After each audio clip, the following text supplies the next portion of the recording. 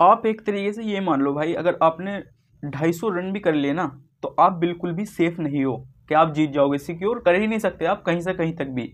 भाई जिस तरीके से पंजाब ने अपना स्कोर पार किया, 243 रन बनाए, उसी तरीके से ठीक गुजरात टाइटंस, मैं ये कह रहा हूँ अगर साई सुदर्शन या अर्शदीप को हमारे श्रेयस अय्यर साहब उस टाइम पर ना लेके आते, तो भाई ये एक आवर पहले चेंज हो जाता मैच।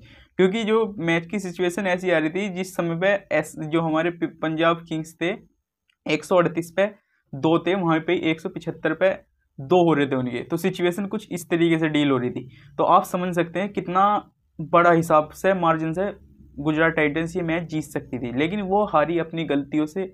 और पंजाब जो है जीतती अपनी जो गलती वे बीच में कर रहे थे, उसके बाद जो सुधारा उन्होंने उसकी वजह से। क्योंकि आपने देखा जैसे विजय कुमार वीएसएफ को लेकर आए हुए भाई, उसने जो ओवर कराए हैं। सबसे पहले बात करो अर्शदीप की, क्योंकि जब एक तरफा मैच होता जा रहा था, उसके बाद जो है आए थे हमारे अर्शदीप सिंह को लेके भी, और उस समय पे मैच बिल्कुल पलट चुका था। क्योंकि गुजरात टाइटंस एक तरफा, साई सुदर्शन एक तरफा लेके जा रहे थे, मैच बिल्कुल एक तरफा करके ले जा रहे थे। लेकिन वहीं पे भाई अर्शदीप सिंह आते हैं, बाउंड्री भी खाते हैं, लेकिन फिर आउट भी दे करके जाते हैं। तो ये हिसाब बहुत कैड़ा हुआ उनका। फिर ये इम्पैक्ट प्लेयर के रूल को जो होता है हमारा आईपीएल में, उसे लेके आते हैं विजय वैसा को, और भाई वो लड़का इतनी यॉर्कर मारता है, वो भी ऑफ साइड वाली ऑफ साइड पे इतनी यॉर्कर मारता है, कितनी बॉल वाइड कराता है। तो मतलब उसके जो 2 ओवर थे ना पहले, भाई वे देखने लायक थे। 2 ओवरों में शायद उसने 10 रन दिए थे, लेकिन लास्ट का ओवर था उसमें भाई इम्पैक्ट सी बात है भाई, जिस तरीके से आया है इम्पैक्ट तो करना था उसे, लेकिन आखिरी ओवर में थोड़े रन ज़्यादा दे गया। लेकिन भाई जो 2 ओवर थे वे बहुत इंपॉर्टेंट थे। अब बात करने के लिए हमारे पास बहुत कुछ है इस मैच में, तो हम शुरू से ही बात करेंगे। अब पहले बात करते हैं भाई पंजाब किंग्स की जो जीतते हैं, क्योंकि पहले बात करनी चाहिए उनकी जो जीतते हैं, हार होगी बाद में करेंगे।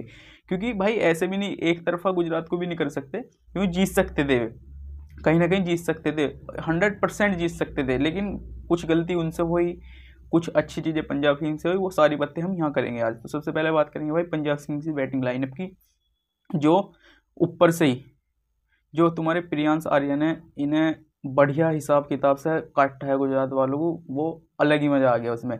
हालांकि कैच छुट्टा उसका चेहरन पे ही, अरशद और राशिद के बीच में जाकर गिरी गए ना, अरशद को तो बिल्कुल हाथ में से छुट्टी गए, क्योंकि भाई उसने पूरा मौका कर दिया था क्रिएट का किशोर अवार्डा ने, वो उठवा दी थी ऊपर प्रियांश आर्य की, लेकिन भाई उन पर कैच नहीं हुआ। और फिर तुम्हें बताइए 47 रन की इनिंग लंबा खेले गया बढ़िया, पर सिमरन सिंह कुछ नहीं कर पाए। और भाई श्रेयस अय्यर, जो मैंने शुरू में बात की कि आज के क्यों पछता रहे हैं हर कोई, क्योंकि भाई एक तुम्हारा आईपीएल विनिंग कैप्टन, केकेआर की बात कर रहा हूँ, उनका आईपीएल विनिंग कैप्टन, आप उसे रिटेन भी नहीं कर रहे। चलो रिटेन नहीं कर रहे, ऑक्शन में लड़े भी नहीं रहे उसके पीछे ज़्यादा जाके। अब उसने अपनी इनिंग खेल के जो दिखाया आपको प्रूव करा है। और एक चीज़ और भाई यहाँ पे, कि कोई अपने माइलस्टोन की तरफ जा ही नहीं रहा है।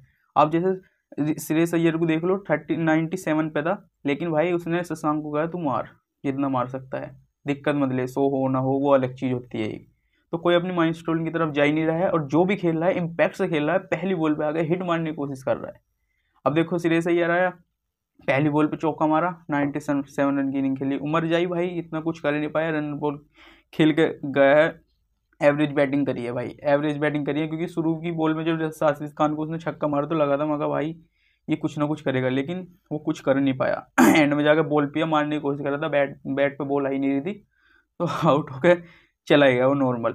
और भाई जिस श्रेयस अय्यर की तो बात कर ही रहे हैं, लेकिन नीचे से जो फिनिश टच देना है, तो उसके बारे में अगर हम बंदे की बात ही ना करें, जो तिल वाला बंदा था, निशान वाला बंदा था, आप समझ रहे हो किसकी बात कर रहा हूँ मैं, शशांक सिंह के बारे में।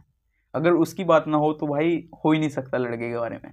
भाई 16 बॉल पे 46 रन जो मार 44 रन जो मार के गया है लड़का, इम्पैक्टफुल रन नीचे से जो फिनिश किया है, फिनिश टच। अब कहते हैं ना फिनिशर कौन है, फिनिशर कौन है, फिनिशर ये है। आप अपने डेविड मिलर को देखो, पिछले मैच की बात कर रहा हूँ मैं, क्या फिनिश करके गया भाई, फिनिशर ये होते हैं। इन्हें देखो कैसे मार रहा था, हर बॉल पे 23 रन मारे लास्ट के ओवर में उसने, तो इन्हें कहते हैं फिनिशर। अब बात करते हैं भाई ओवरसीज लोगों की, अपने पंजाब किंग्स के ओवरसीज लोग जो थे हमारे, ओजी ओजी हमारे स्टोइनिस भाई साहब, और मैक्सवेल ने भाई क्या भुंडा शॉट मार के आउट हुआ पहली बॉल पे ही, कुछ हद भी है। मतलब साई किशोर इतनी अच्छी बॉलिंग करा रहा था उन्हें कि आराम से टैकल करके खेलता, कोई दिक्कत नहीं आती, 2-4 बॉल ले लेता, कोई मैटर नहीं पड़ता। लेकिन नहीं, वो रिवर्स स्वीप के चक्कर में अपनी एस्तेसी करा के चला गया भाई, रिवर्स स्वीप के चक्कर में अपना विकेट खो के चला गया। तो वो ऐसे चलता नहीं है काम जिस तरीके से मैक्सवेल आउट हुआ। और स्टोइनिस भी बिल्कुल सेम तरीके से भाई रिवर्स स्वीप के चक्कर में छक्का मारा था पहली बॉल पे ही, फिर रिवर्स स्वीप के चक्कर में फिर ख़त्म कहानी उनकी भी।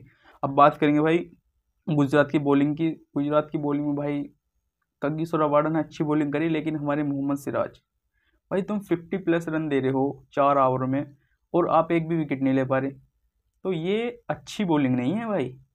कहीं ना कहीं रोहित शर्मा ने सही कहा था कि आप इम्पैक्टफुल नहीं हो पा रहे ओवरों के बीच में भी और शुरू में भी, तो ये अच्छी बॉलिंग नहीं है। आप लास्ट के ओवर में 23 रन दे के जा रहे हो, तो ये कुछ अच्छी बॉलिंग नहीं है, तो आपको सुधार करना पड़ेगा भाई बॉलिंग में। और साई किशोर ने बढ़िया बॉलिंग करी, राशिद खान भी बढ़िया बॉलिंग करी, मैं तो ये कहूँगा बढ़िया बॉलिंग करी है। और बात करें जीटी की बैटिंग की, भाई गुजरात टाइटंस ने बैटिंग करी है मस्त। आप तुम देखो शुरू से पावर प्ले से वहाँ पे साई किशोर के बल्ले पे बॉल नहीं आ रही थी, लेट हो रहा था, कहीं ना कहीं लेट हो रहा था, बहुत दिक्कत आ रही थी। कम से कम 20-25 बॉल में 20-25 रन ऐसे ही खेल के जा रहा था भाई, बिल्कुल पावर प्ले बिल्कुल ठंडा गया था। लेकिन वहीं पे ही अपना सुमन गिल साहब मार रहे थे एक तरफा ही 33-34 रन मारे उन्होंने 14 बॉल में, तो वो बहुत बढ़िया खेल गए अपने सुमन गिल साहब। और फिर नीचे से भाई बाकी कैसे तुम्हारे जोस बटलर साहब, वे भी ठंडे खेल लेते 20-22 बॉल में 20-22 रन इस तरीके से खेल लेते, मतलब जो भी इनकी में। अब तुम पंजाब किंग्स में और इनमें ये अंतर देख लो, पंजाब से जो भी आ रहा था वो छक्का चौका से स्टार्ट कर रहा था, लेकिन इनमें ये टुक टुक टुक टुक। तो भाई इस बार का जो IPL है वो टुक टुक टुक टुक पे नहीं चलने का, हर दूसरी बॉल पर तुम्हें बाउंड्री के लिए जाना ही पड़ेगा, बिल्कुल जाना पड़ेगा। पहली बॉल देखो टप्पा कहाँ कर रहा है, अगली बॉल पे सीधा स्टैंड से मारो, तो जब भी तुम्हारा कुछ भला हो सकता है, अदरवाइज कुछ नहीं होने का। और नीचे से भाई जो रदरफोर्ड साहब आए थे, उन्होंने जो शुरू में इम्पैक्ट दिखाया था वो तो भाई बहुत ही खतरनाक था। ऐसा लगा था मगर ये भी भाई बंदा आगे ये भी एक तरफ कर देगा, जब तक अर्शदीप सिंह को दोबारा नहीं लाए थे, जब तक ऐसा लग रहा था ये भी एक तरफ कर देगा जिस तरीके छक्के चौके वो मार रहा था। लेकिन अर्शदीप सिंह आते हैं, फिर विजय वैसाख आते हैं, विजय कुमार वैसाख, और मैच ही अलग कर देते हैं भाई। तो यही होता है इम्पैक्ट प्लेयर का रोल, जो पिछले मैच में आशुतोष शर्मा ने दिखाया तुम्हें, इस मैच में आपके विजय कुमार वैसाख ने दिखाया। बहुत तगड़ा मैच था, चेज करने लायक मैच था, आराम से हो जाता, लेकिन कुछ गलतियों के कारण बॉल ही नहीं लग रही थी उन पे। आउटसाइड ऑफ स्टंप पे यॉर्कर मार रहा था विजय कुमार वैसाख, लेकिन रदरफोर्ड पे एक ओवर पूरा पी गया। 3-4 रन आए, इसमें 5 रन आए केवल, वो भी तीन तो वाइट से ही थे। तो बहुत अच्छा मैच था।